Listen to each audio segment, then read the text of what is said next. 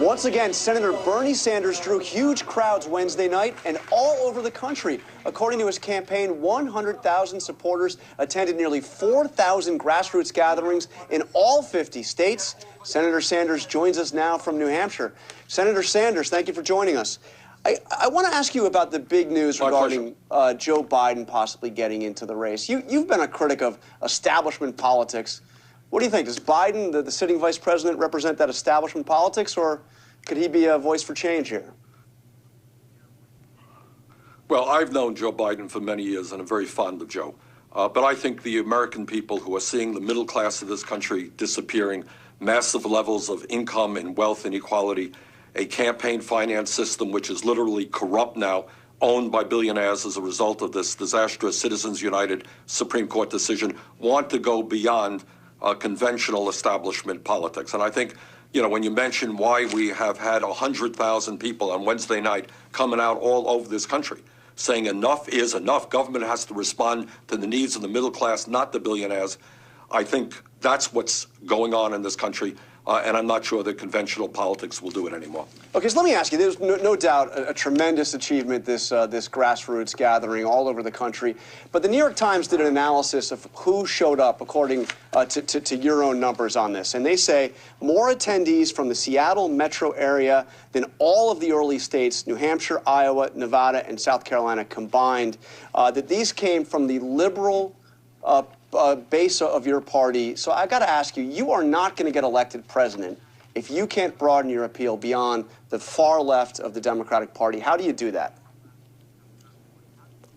Well, that's a fair question, Jonathan. And let me just say this. If you and I were having this discussion 3 months ago, you would not have anticipated that we would have brought 100,000 people out on Wednesday night, that we would have had the largest crowds of any candidate in Iowa, New Hampshire, and all over this country. We have made phenomenal progress in the last 3 months. And you know what? We're going to continue to make that kind of progress. We are going to be reaching out effectively, I believe, to the African-American community, because I have not only one of the strongest civil rights voting records in the United States Congress, we have an agenda that calls for creating jobs, for raising the minimum wage to $15 an hour, to making public colleges and universities tuition-free. That is going to appeal in a significant way, I believe, to the African-American community, to the Hispanic community. So let's talk 3 months from now. I think you will see that our campaign makes significant inroads all across the country. Well, you've taken some heat on the issue of immigration. So I want to ask you,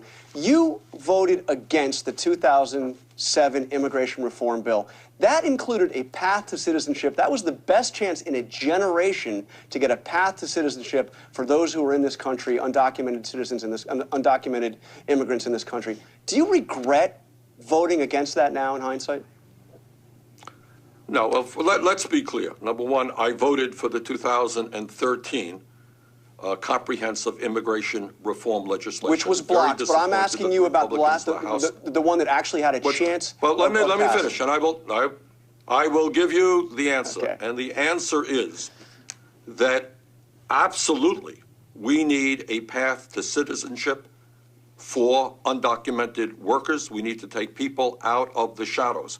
What my concern then was and remains is with these guest worker programs, which you're reading about, where you have folks in high-tech industries getting fired while corporations are bringing people from Russia and other countries into the United States to replace American workers and to drive wages down. In the last bill, what I was able to do, by the way, at a time when youth unemployment is unbelievably high in the United States, I was able to get language in which puts $1.5 billion to create jobs for kids in this country, for African-American kids, white kids, Hispanic kids, where unemployment rate is very, very high. So let me ask you, you've been also a leader on the issue of climate change. We saw Hillary Clinton on the issue of the Keystone Pipeline had a very interesting answer when asked whether she supported or opposed it. She said, if it is undecided when I become president, I will answer your question. What does it say about a presidential candidate who won't even answer a question as basic as that? Well, listen, needless to say, I have a hard time understanding that response.